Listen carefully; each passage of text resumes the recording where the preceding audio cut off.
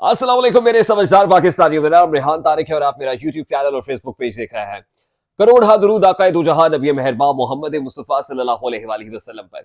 इस दुआ और इस उम्मीद के साथ इस व्लॉग का आगाज करते हैं कि अल्लाह रब्बुल इज्जत इस मुल्क के फैसला साजों के दिलों में समझदार पाकिस्तानियों के लिए नरमी पैदा कर दे। इमरान खान का जादू सर चढ़कर बोल रहा है। अडयाला जेल में कैद कैदी नंबर 804 का खौफ इस कदर ज्यादा है कि एंटी इमरान पावर्स ना चाहते हुए भी एक दूसरे का साथ दे रही हैं।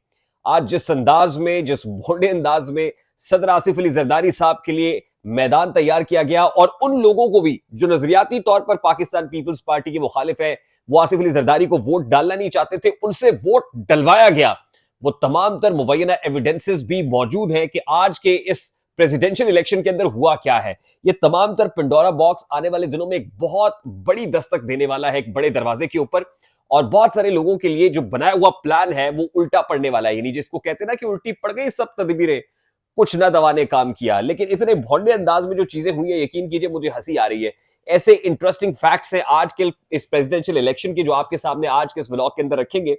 फिर उसके बाद पंजाब के अंदर जो गवर्नेंस के, गुड गवर्नेंस के, डिलीवरेंस के जो मीनार खड़े किए जा रहे हैं, और एक आग है जिसके अंदर इस वक्त वजीर आला पंजाब मरियम नवाज शरीफ साहिबा जल रही हैं, और जिसके अंदर ही शेर अफजल मरवत को पार लगाने के लिए जो एक बड़ा इंकशाफ सामने आया है शेर अफजल मरवत की तरफ से कि मरियम नवाज शरीफ साहिबा ने मुझे पार लगाने के लिए चंद शूटर्स में रकम डिस्ट्रीब्यूट कर दी है।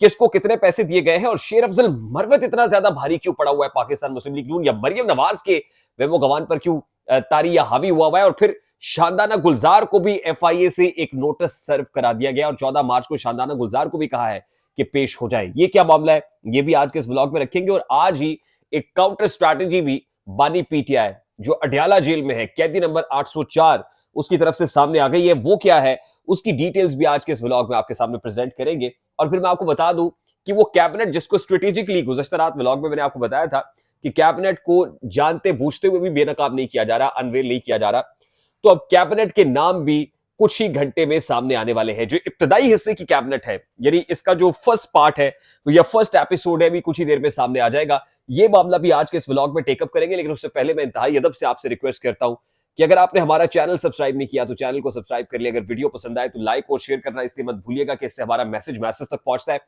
और अगर बेल आइकन प्रेस करेंगे तो ऐसी बहुत सारी वीडियोस बर वक्त और तवातुर से आपकी निगाह से गुजरती रहेगी। मेरे समझदार पाकिस्तानियों, एज आई स्पीक, जिस वक्त मैं आपसे मुखातिब हूं तो इलेक्शन कमीशन ऑफ पाकिस्तान की जानिब से बाज़ाब्ता तौर पर यानी हतमी और सरकारी नताइज जारी कर दिए गए हैं। आपसे पहले जो आपको मेन स्ट्रीम मीडिया दिखा रहा था वो तो जाहिर है उनकी अपनी रिपोर्टिंग पर और सोर्स रिपोर्ट्स की बुनियाद पर खबरें शेयर की जा रही थी।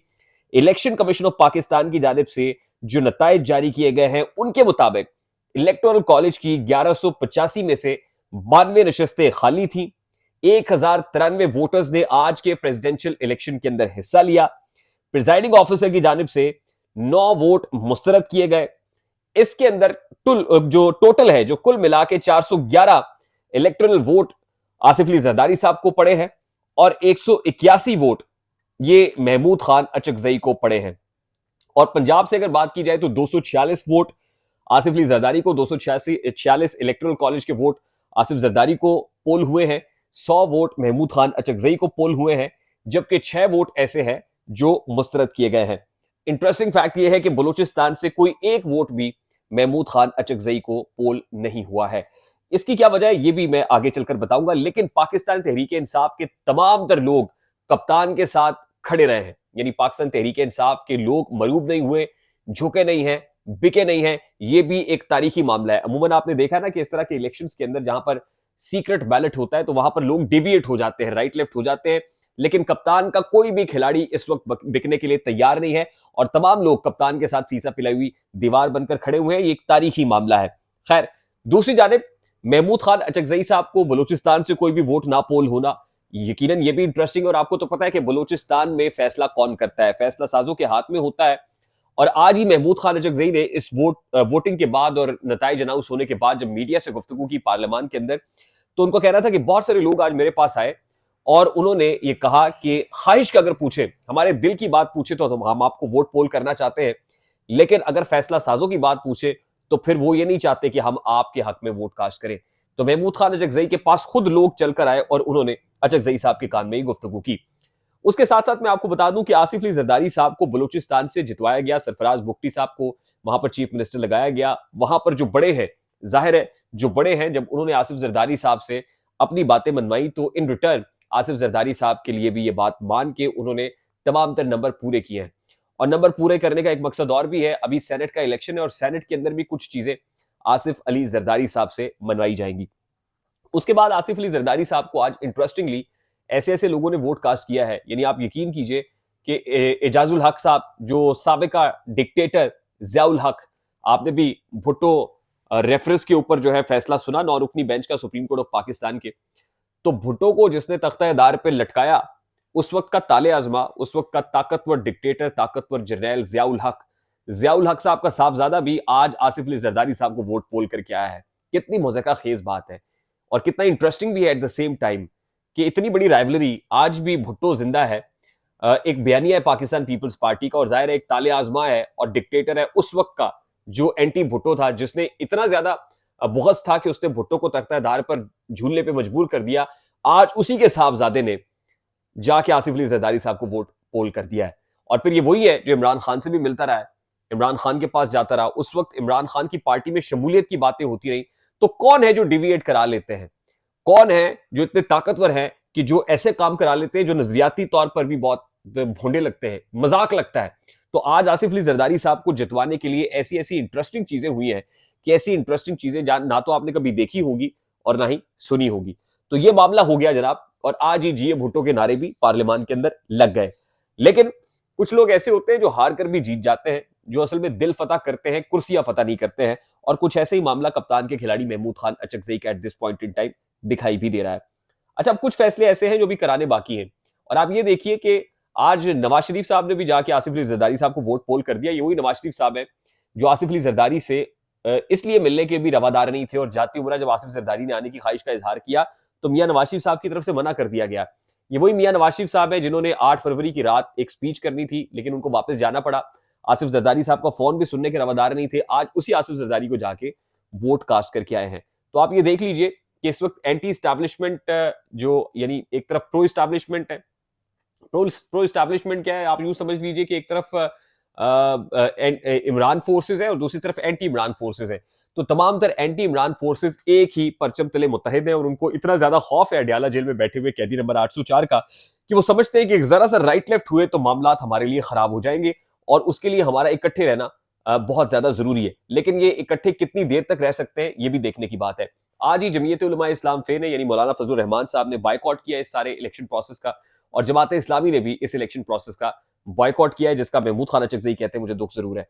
अच्छा, आज ही शेर अफजल मरवत ने एक इंकशाफ किया, और वो कहते हैं कि मरियम नवाज शरीफ साहिबा ने, वो कहते हैं हमारे एक बेंचेस पे साथ ही बैठने वाले साथी एमएनए जो हैं, उन्होंने ये कहा है कि जो शूटर्स हैं उनको 1 लाख रुपया दे दिया गया है, शेर अफजल मरवत को पार लगाना है, और ये मरियम नवाज शरीफ साहिबा ने टास्क दिया हुआ है, और कुछ अफ्रीकन भी वो कहते हैं जी वहां पे भी कुछ राब्ते हुए में, और अगर मुझे कुछ हुआ तो इसका इल्जाम मरियम नवाज शरीफ साहिबा पर होगा। अब अगर ऐसा कुछ संगीन इल्जाम लगा रहे हैं मरवत साहब, तो यकीनन उसका जो वो कहते हैं हमारे पास ऐसे एविडेंसेस मौजूद हैं, मैसेजेस मौजूद है, अगर ऐसा कोई सब्सटेंशियल एविडेंस मौजूद है तो उसको कोर्ट ऑफ लॉ में जरूर प्रेजेंट करना चाहिए। उसके साथ साथ शानदाना गुलजार साहिबा, जिन्होंने पिछले दिनों ये कहा था कि जो जिले शाह पाकिस्तान तहरीक इंसाफ का एक कारकुन शहीद हुआ था, बेसिकली मरियम नवाज शरीफ साहिबा की एक ऑडियो मौजूद है कि उन्होंने कहा था कि इस गाड़ी को 3 बार जिले शाह के ऊपर से गुजारा जाए।